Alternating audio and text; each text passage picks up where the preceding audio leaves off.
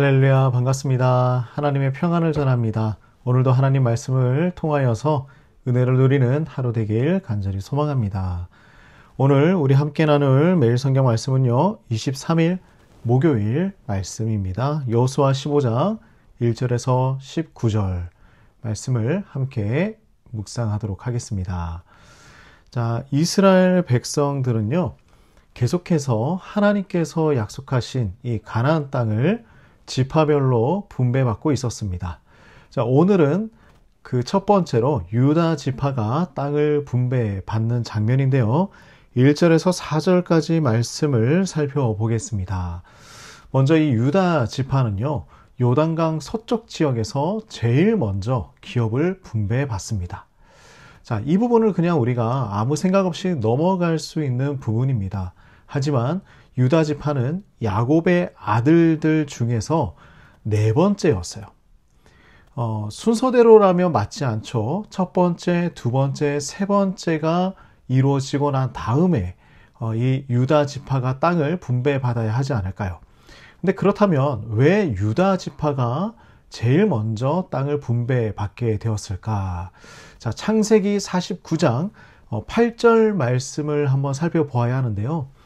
유다야, 너는 내 형제의 찬송이 될지라 내 손이 내 원수의 목을 잡을 것이요 내 아버지의 아들들이 내 앞에 절하리로다 라고 말씀을 합니다. 자, 이 말씀은 무엇이냐면 유다 지파에게 특별한 축복으로 유언을 주었던 야곱의 예언이 지금 성취되고 있는 장면입니다. 자, 유다 지파는요, 12지파 가운데 가장 인구가 또 많았고요. 그리고 기업으로 받은 땅도 가장 넓은 지파가 되었습니다. 자, 광야를 지나올 때에도 성막 입구 동편에 자리를 잡고 있었고요. 광야에서 이동을 할 때에도 모든 지파 중에 가장 앞에서 행진했던 지파가 바로 이 유다 지파였습니다. 자, 그런데 이 왜 네 번째 지파가 이렇게 하나님께서 귀하게 사용하시고 모든 일에 앞장서 있는 것일까요? 하나님의 약속이었죠. 자, 유다 지파에서는 누가 나옵니까? 다윗 왕이 세워지죠. 그리고 무엇보다 메시아로 오신 예수님이 속한 지파가 바로 이 유다 지파였습니다. 자, 하나님의 계획 안에서 유다 지파가 특별한 위치에 있었음을 우리는 알 수가 있어요. 우리 야곱의 축복이라는 찬양도 있죠. 우리가 축복하고 기도하는 일들을 가볍게 여길 수 있습니다. 기도는 했지만 잊고 살아갈 때도 많이 있지 않습니까? 하지만 야곱이 자녀들을 축복하고 예언했던 이 일들이 그저 하늘에서 사라지는 것이 아니었던 것이죠. 우리는 이 오늘 성경 말씀을 통하여서 이 축복들이 그대로 성취되고 있음을 볼 수 있는 것입니다. 그러므로 우리가 믿음으로 하는 이 기도들 많이 있지 않습니까? 하나님의 뜻 안에서 우리의 기도들이 이루어짐을 믿고 나아간다면 우리의 자녀들을 위한 기도를 멈출 수가 없겠죠. 야곱이 자신의 자녀들을 축복했던 것처럼 우리도 우리의 자녀들을 축복하며 기도할 수 있는 것입니다. 우리의 삶은 참 빨리 지나갑니다. 언젠가 우리 모두 세상을 떠나는 날이 오게 될 것입니다. 하지만 우리가 드렸던 이 기도의 씨앗은요, 여전히 이곳에 남아 있습니다. 하나님께서 뜻을 이루실 때에 우리의 기도를 사용하실 것입니다. 저는 이것을 믿습니다.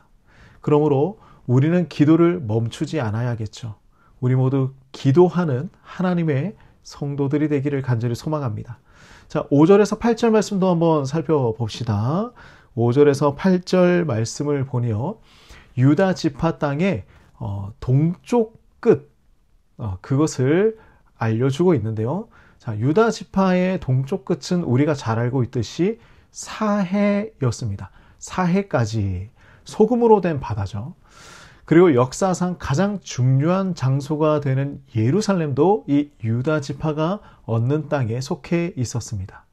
자, 유다 지파가 받는 땅을 한번 살펴보니 아주 푸른 초원이 가득하고요, 포도원도 많이 있었습니다. 아주 비옥한 땅이죠. 그러나 이런 곳만 있는 것이 아니라 아주 험난한 지역도 많이 있었습니다. 사막도 있고요. 산지도 많이 있었습니다. 의외로 이 예루살렘이라는 지역은요, 아주 좋은 곳에 있을 것 같은데 그렇지 않았어요. 아주 험한 산지에 있었던 곳이 바로 예루살렘입니다. 그리고 이곳에 누가 살고 있었느냐? 여부스라는 족속이 살고 있었는데요. 아주 강력한 요새가 된 곳이 바로 이 예루살렘 성입니다. 자, 나중에 이들을 쫓아내지 못해서 오랜 시간 함께 살아가야 했습니다. 이것은 하나님께서 주신 사명을 온전히 감당하지 못해서 일어난 일이 된 것이죠. 그럼에도 하나님은요, 이 유다 지파를 통해서 다윗을 세우시고 나중에는 예루살렘을 얻게 하십니다. 자, 하나님께서 일하시는 방법을 우리 한번 고민을 해봅시다. 하나님께서 일하시는 방법은요, 이 세상의 방법과 다를 때가 많이 있습니다. 세상에서 강한 사람이 아니라 하나님 앞에 순종하는 사람에게 많은 사명을 맡기시는 것, 이것이 하나님의 방법입니다. 세상에서 뛰어난 사람보다 하나님 앞에 순종하는 사람. 자, 유다 지파가 많은 시간이 걸려서 이 사명을 감당하지만 결국에는 하나님의 뜻을 이루어가고 있음을 우리는 볼 수가 있어요. 우리도 마찬가지입니다. 믿음이 강하고 신앙의 경륜이 깊은 사람에게 하나님은 더 어려운 사명을 감당하게 하실 것입니다. 하나님께 우리는 참 많은 은혜를 받으며 살아가고 있습니다. 그 받은 은혜에 합당하게 행하는 것이 우리의 사명이 되는 것이죠. 자, 9절에서 12절 말씀도 한번 살펴봅시다. 자, 이번에는요, 유다 지파의 그 북쪽과 서쪽 지역의 끝을 이야기해주고 있습니다. 자, 서쪽 끝은 우리가 잘 알고 있는 지중해 바다이고요. 북쪽 끝은 얌느엘이라는 지역입니다. 자, 유다 지파의 땅이 좋은 땅만 있는 것이 아니라고 제가 말씀을 드렸습니다. 산지와 사막이 있었습니다. 그리고 또한 막상 좋은 땅이었다고 이야기를 하고 있는데 그 땅이 좋으니 어떻습니까? 당연히 사람들이 살고 있었겠죠. 자, 그러니 이 서쪽 지중해 해안 쪽에 아주 좋은 땅이 있었어요. 하지만 이 지역에 누가 살고 있었을까요? 바로 블레셋이라는 아주 강한 족속이 살고 있었습니다. 자, 우리 블레셋 하면 생각나는 사람이 있지 않습니까? 골리앗과 다윗입니다. 결국 이 지역은요, 다윗의 시대에 가서야 정복할 수 있었어요. 그런데 더 놀라운 사실은 무엇인 줄 아십니까?